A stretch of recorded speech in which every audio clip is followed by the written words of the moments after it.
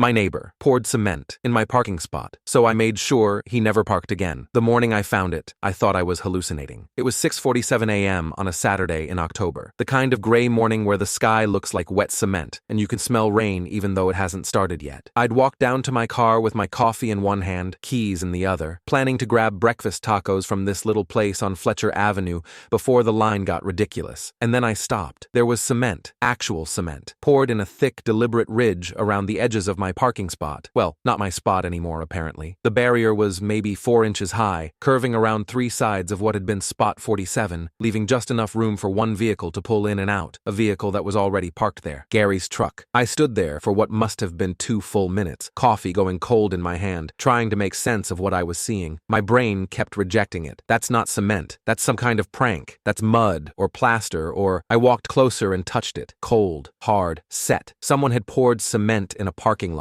Not just poured it, shaped it, created a permanent barrier that only one specific truck could navigate. A barrier that cut off my access to the spot I'd been parking in for 6 years. My hands started shaking, not from cold. That was the moment everything changed. Not when Gary first stole my spot, not when management proved useless, not even when I found his smug little note on my windshield. This was it, standing there in the half-light, staring at what a grown man had done over a parking space. Something shifted inside me. I stopped being angry, and I started being patient. I need to back up. You need to understand how we got here. I'd lived at Ridgecrest Apartments for 6 years. 6 years of quiet routine, friendly nods to neighbors, no drama. It was exactly what I wanted after my divorce. A place to reset, keep my head down, rebuild my life without any complications. 2-bedroom unit on the 2nd floor, building C, nothing special, but it was mine. And for all 6 of those years, I'd parked in spot 47. You wouldn't think a parking space could matter that much. I used to think people who got territorial about parking were ridiculous, the kind of petty you only see in sitcoms. But spot 47 was different. It was right next to the stairwell that led up to my unit, maybe 30 steps from my front door. In the rain, in the cold, hauling groceries, or coming home exhausted from a 12-hour shift, those 30 steps mattered. The complex didn't have assigned parking, technically. Management's official position was first come, first served. But everyone knew the unspoken rules. You parked in the same spot every day, and eventually it became yours. Your neighbors respected it. It was civilized. Then Gary moved in. He showed up on a Thursday in July, 2 units down from mine. I remember watching the moving truck from my balcony, thinking nothing of it. New neighbor, fine. Ridgecrest had pretty decent turnover. People moved in, people moved out. I'd introduce myself eventually, maybe bring over a 6-pack, be neighborly. I never got the chance. The next morning, I walked down to my car and found a massive silver Ford F-250 parked in spot 47. Texas plates, lift kit, one of those ridiculous brush guards on the front like he was expecting to fight his way through the Serengeti to reach the Kroger. I stood there, confused. We'd never had issues with spot stealing before. Maybe the new guy didn't know the system yet. I shrugged it off, parked in spot 52, about 20 yards farther from my stairs, and went about my day. But Gary's truck was still there when I got home, and the next morning, and the morning after that. On day 4, I finally caught him. He was climbing out of the F-250, wearing a polo shirt with some kind of HVAC company logo, mirrored sunglasses even though it was overcast, looked about 45, thick through the shoulders, the kind of guy who probably peaked in high school and has been coasting on intimidation ever since. "Hey," I said, walking over with what I thought was a friendly approach. "I'm Marcus. Live in C4, just up the stairs there." He looked at me, didn't offer his hand. "Gary, nice to meet you. Listen, I don't know if anyone mentioned this, but that spot you've been parking in, I've had that spot for about 6 years now. Unwritten rule around here, you know? Everyone kind of has their regular place." He took off his sunglasses. His eyes were small and flat, like river stones. "Unwritten rules aren't rules. I mean, sure, technically, but it's kind of the way things work around. This spot is closer to my unit." He cut me off. "Makes more sense for me to park here. You can park in the back." I felt my jaw tighten. "The back is 3 buildings away. Then I guess you'll get your steps in." He smiled. 6 years of being soft. Rules are meant to be broken. He started walking toward the stairs. "You'll learn." I stood there in the parking lot, keys in my hand, watching him walk away. My blood was pumping in my ears. 6 years of being soft. What the hell did that mean? We'd exchanged maybe 30 words, and this guy was already talking to me like I was beneath him. I told myself to let it go. It was just a parking spot. But every morning when I had to park 3 buildings away and walk in the rain, I felt that same heat in my chest. And every time I saw Gary's truck sitting in spot 47,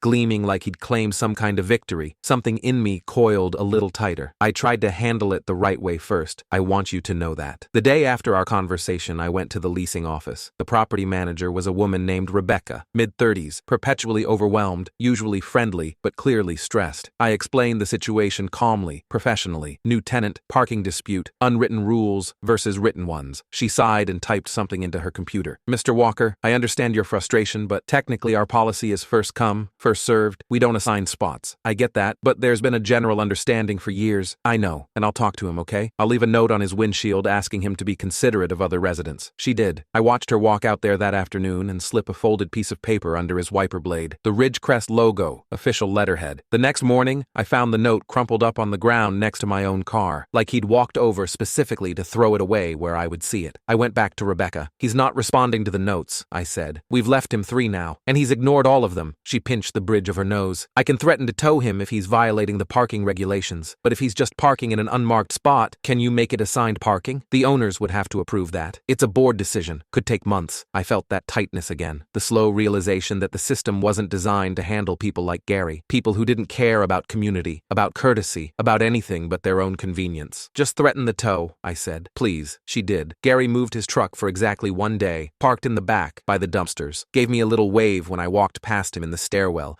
like we were buddies now. The next morning, he was back in spot 47. This went on for 3 months. 3 months of notes, of phone calls to management, of watching Gary park his massive truck in my spot, like he was daring someone to do something about it. Rebecca sent him official warnings. He ignored them. They threatened fines. He didn't pay. They mentioned eviction proceedings. He laughed and said they could try. Landlord-tenant law is complicated, he told me once, unprompted, when we crossed paths in the laundry room. I've been through this before. They can't do anything to me. Too much paperwork, too many protections. By the time they even get a court date, I'll have moved on anyway. He said it so casually, like he'd perfected a system for being a terrible human being. I started to believe him, started to think this was just going to be my life now, walking from the back lot in the rain, watching Gary smirk from his balcony, feeling that coal of resentment burning in my chest every single day. Then came the cement. I took photos of everything that Saturday morning, the cement barrier from every angle, the measurements, 4¼ inches high, roughly 6 feet along the back edge, curving around the sides, the way it had been smoothed and finished, clearly not some accidental spill. Someone had done this deliberately, with tools and bags of Quikrete and time. I called the police first. The responding officer was a heavy-set guy named Deputy Morrison. He walked around the parking lot, looked at the cement, looked at Gary's truck, and then looked at me with an expression I'd come to recognize over the next few weeks. The "this isn't a real crime" expression. You're saying your neighbor poured this? Yes. Do you have proof? Security footage? Witnesses? The complex has cameras. I can ask management. That's something you should pursue. He wrote something on his notepad. But as it stands, this is a civil matter. Property damage maybe, but you'd have to take it up with the property owner, your landlord. He destroyed a parking lot. Deputy Morrison shrugged. Technically, he modified it. If the management wants to press charges, they can. But there's not really anything we can do from our end. You're welcome to file a report for documentation purposes. I filed the report for documentation purposes. Then I called Rebecca. She was in the office that Saturday, which surprised me. Apparently the owner had an inspection coming up and she was scrambling, but she took my call. He did what? I explained. I could hear her typing furiously. I'm coming out there. 20 minutes later, Rebecca was standing in the parking lot with me, a tape measure in one hand and her phone in the other. She measured the cement barrier twice, took photos, and made several calls that I could only hear one side of. Finally, she hung up and walked over. Her face told me everything before she spoke. We measured the cement structure, she said slowly. It's technically on his side of the dividing line. What? The line between spot 46 and spot 47. The cement doesn't cross into your spot. It's entirely within the boundaries of spot 46, but it blocks my spot. I can't even get in there now. I know, but the actual structure isn't in spot 47. There's nothing we can do. I stared at her. My vision went fuzzy at the edges. He poured cement in a parking lot, Rebecca. That can't be legal. It's probably not. But the owner's liability here is complicated. If we remove it and Gary sues us for damaging his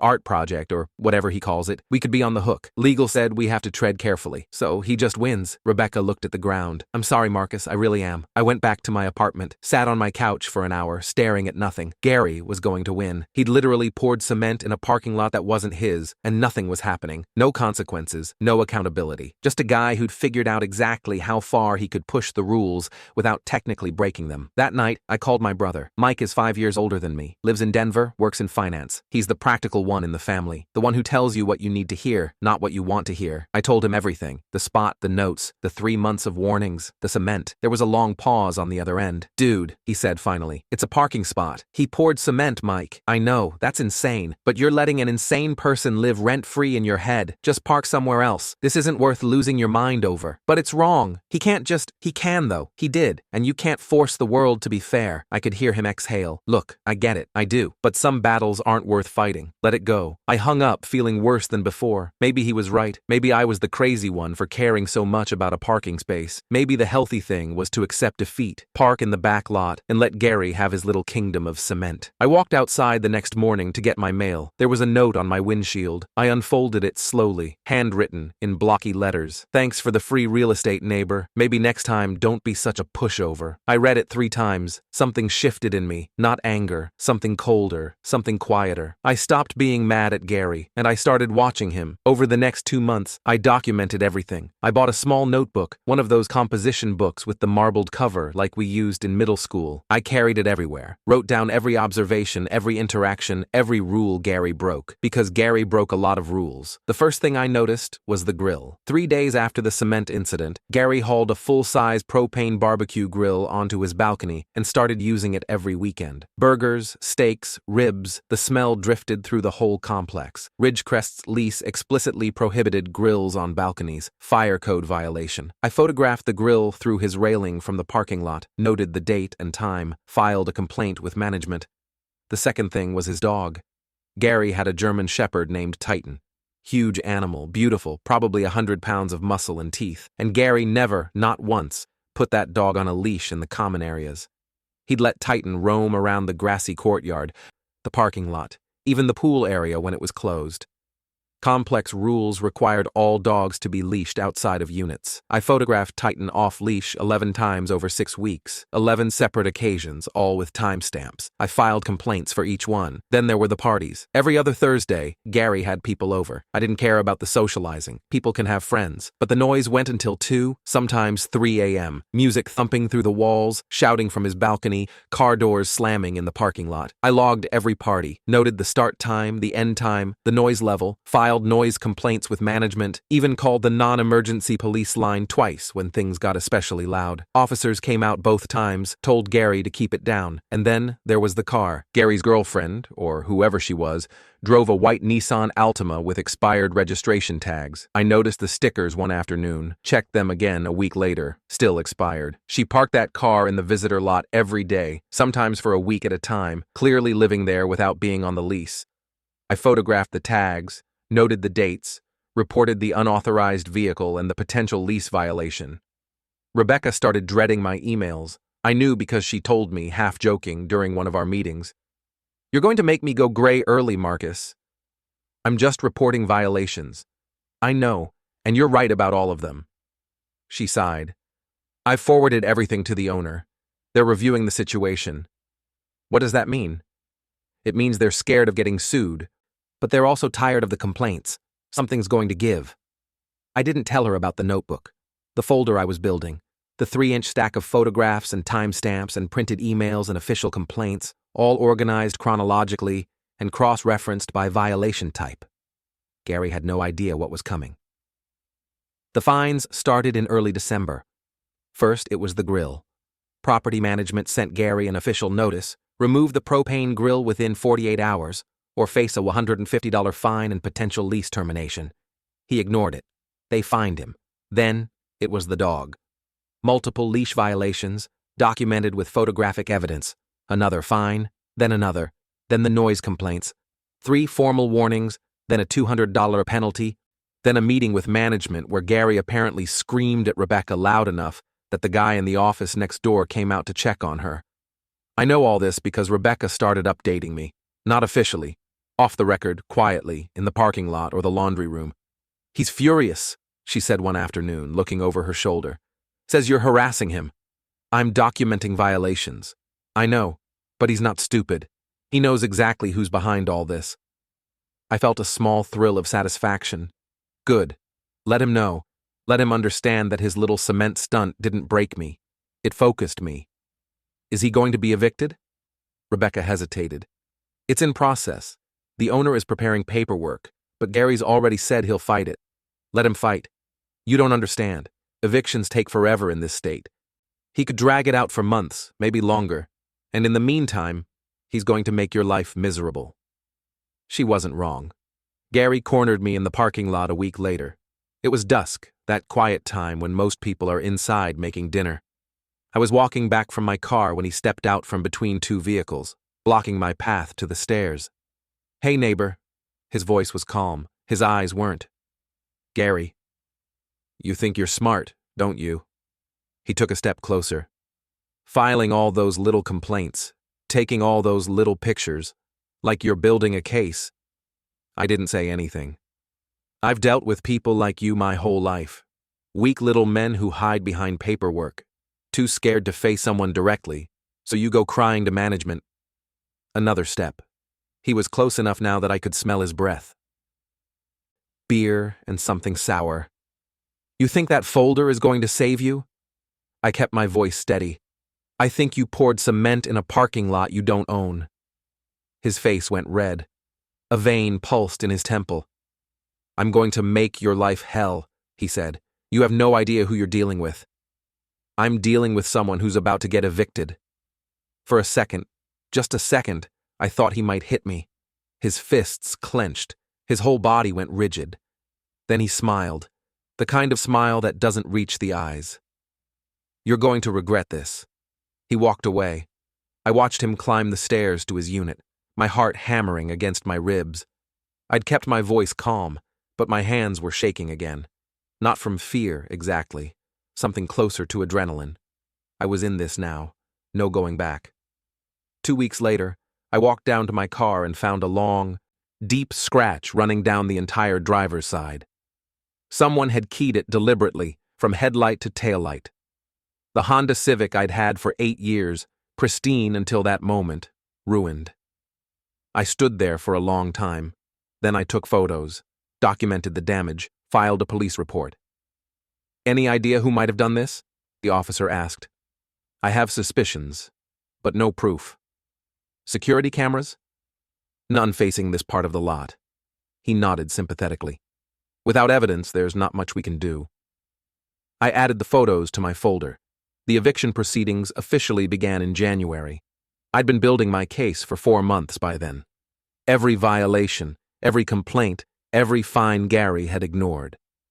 Rebecca had been forwarding my documentation to the property owner's attorney, a woman named Catherine Reeves, who specialized in landlord-tenant disputes.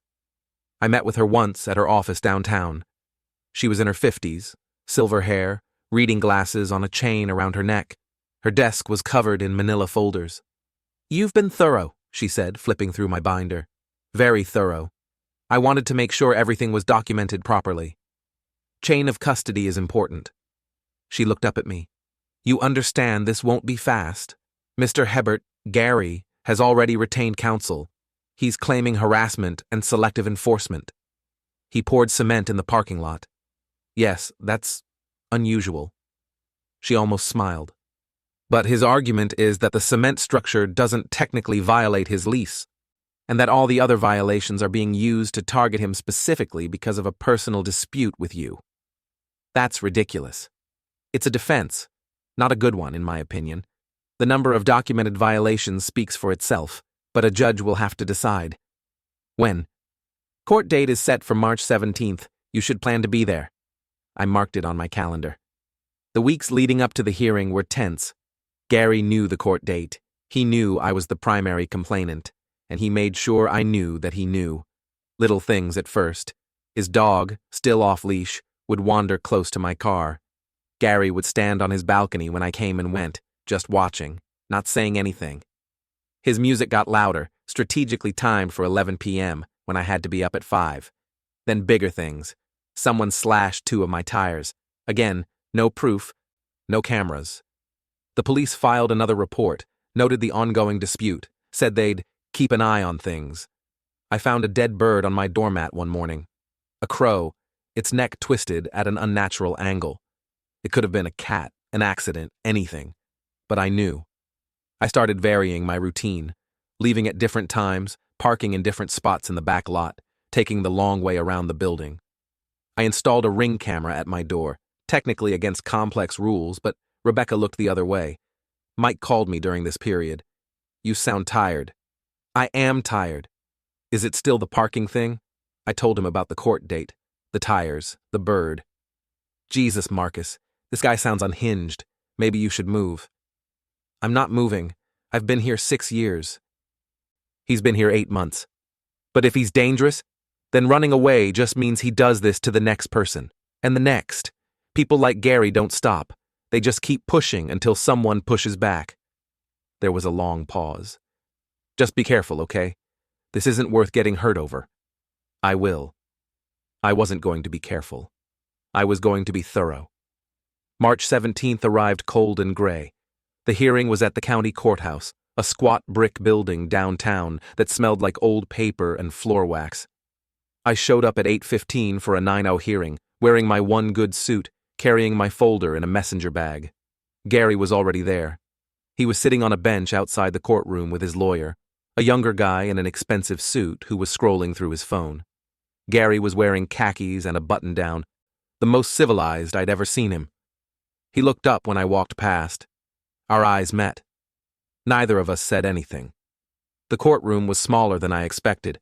Judge Patricia Hendricks presided, a black woman in her 60s with short, natural hair and reading glasses perched on her nose. She had a reputation for being fair but impatient. No tolerance for games. Catherine Reeves sat at the plaintiff's table with a representative from Ridgecrest's management company.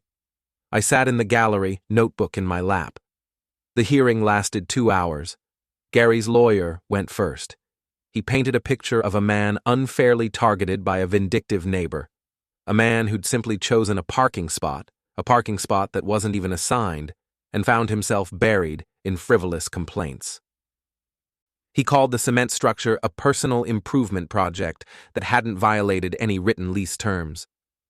My client is being persecuted, the lawyer said. Not for what he's done, but for who he is.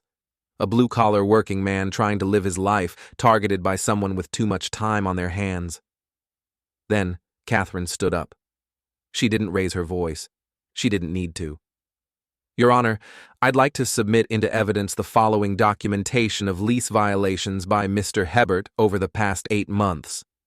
She handed a folder to the bailiff. The same folder I'd been building. Catherine had organized it even more meticulously. Tabbed sections, exhibit numbers, a timeline on the first page. Judge Hendricks put on her reading glasses and began flipping through. Silence in the courtroom. She looked at the photos of the grill. The photos of the dog, the noise complaint logs, the photos of the unregistered vehicle, the maintenance requests filed due to smoke damage from Gary's illegal barbecuing. Then she got to the cement. She studied those photos for a long time. Finally, she looked up at Gary's lawyer. Is your client seriously arguing that pouring a cement structure in a parking lot owned by his landlord constitutes a personal improvement project? The lawyer shifted. Your Honor, the structure doesn't technically. I can see exactly where the structure is, and I can see exactly what it does. She set down the folder. It creates a barrier that prevents other residents from accessing an adjacent parking space. It constitutes unauthorized modification of property that Mr. Hebert does not own. The lease doesn't specifically prohibit. The lease requires tenants to refrain from altering common areas without written permission. Do you have written permission for this improvement project? Silence. That's what I thought. She turned back to the folder, read for another 10 minutes while everyone waited. Mr. Hebert, she said finally, looking directly at Gary, you poured cement in a parking lot you don't own. You violated your lease 17 times. You left a threatening note on another resident's vehicle. She held up the note. I hadn't even known Catherine had obtained a copy. Thanks for the free real estate. Maybe next time, don't be such a pushover. This is what you wrote? Gary's jaw tightened. It was a joke. I'm not laughing. She closed the folder. Eviction granted. You have 14 days to vacate the premises. Gary's lawyer shot to his feet. Your Honor, we'd like to appeal. You can file whatever paperwork you like. But this court's ruling stands. 14 days, Mr. Hebert. I suggest you use them wisely. The gavel came down. I looked at Gary across the courtroom. He was staring at me. Pure hatred, concentrated and cold. I didn't blink.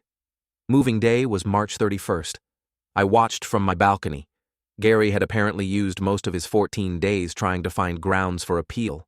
He'd failed. Now he was hauling boxes to his truck in the rain, alone. His girlfriend was nowhere to be seen. I'd heard from Rebecca that she'd left him the week before. Apparently, the stress of the eviction, the court proceedings, the mounting fines, it had been too much. She'd packed her stuff and moved in with her sister. I sipped my coffee and watched him struggle with a heavy box. Then another. Then a bed frame that took him 20 minutes to maneuver down the stairs by himself. The complex felt different already, quieter, like a pressure valve had been released. As Gary loaded the last box into his truck bed, he looked up. Our eyes met. "This isn't over!" he shouted across the parking lot. His voice cracked. "You hear me? This isn't over!" I raised my coffee mug. He stared at me for a long moment. Then he climbed into his truck, slammed the door, and started the engine. 20 minutes later, a tow truck pulled into the lot. I watched from my balcony as the driver hooked up Gary's F-250, which had apparently accumulated several $1,000s in unpaid parking tickets around the city, and hauled it away. Gary stood on the curb, phone pressed to his ear, screaming at whoever was on the other end. Eventually, an Uber showed up. He climbed in without looking back. That was the last time I ever saw Gary Hebert. The complex removed the cement the following week. I stood in the parking lot and watched them work. A crew of 3 guys with jackhammers and a small dump truck. They broke apart the barrier piece by piece, hauled away the rubble, repaired the asphalt underneath. Rebecca came out to watch the last of it. "Feels good?" she asked. "Feels like it should have happened months ago." "Yeah," she sighed. "Management learned some lessons from this one. We're actually looking into assigned parking now, making it official." "That's good." She looked at me. "You know, I thought you were crazy at first. The folder, the documentation, all of it. I thought you were obsessing over something that didn't matter. But you were right. Some people only understand consequences. They count on the rest of us being too tired or too nice to push back." She smiled slightly. "You pushed back. I had a lot of time on my hands. You had a lot of patience." A worker finished smoothing the last patch of asphalt. He gave us a thumbs up. "Good as new," Rebecca said. "Your spot's back." I looked at spot 47, empty now, waiting. That evening, I pulled my Honda into the spot for the first time in 7 months. Sat there for a minute with the engine off, just looking at the stairs that led up to my unit. 30 steps away. I thought about Gary and his cement and his smug little note. "Thanks for the free real estate, neighbor." I thought about all the times I'd wanted to give up, to accept defeat, to let an insane person win because fighting felt pointless. And I thought about what Mike had said on the phone all those months ago. This isn't worth losing your mind over. He was wrong. Some things are worth fighting for, not because they're big, but because they're yours. Because letting someone take them without consequence means letting them take something bigger. Your peace, your dignity, the belief that the world can be fair if you're willing to work for it. Gary didn't lose because I was smarter or stronger or better connected. He lost because I was patient, because I documented everything, because I let his own behavior do the work. He was right about one thing, though. Rules are meant to be broken. But so are people who think they're above them. Epilogue. 6 months later, I got a message from Rebecca. "You're going to want to see this." She'd forwarded an article from a local news site. The headline, "Former Apartment Resident Faces Charges After Road Rage Incident." The story was about a man named Gary Hebert, who'd been arrested for assault after attacking another driver with a tire iron over a parking dispute at a grocery store. Witnesses said the argument started when Hebert accused the other driver of stealing his spot. Bail was set at $50,000. I sat with that article for a long time. Then I closed my laptop, walked out to my balcony, and looked down at spot 47. Still empty. I'd be parked there by tomorrow morning.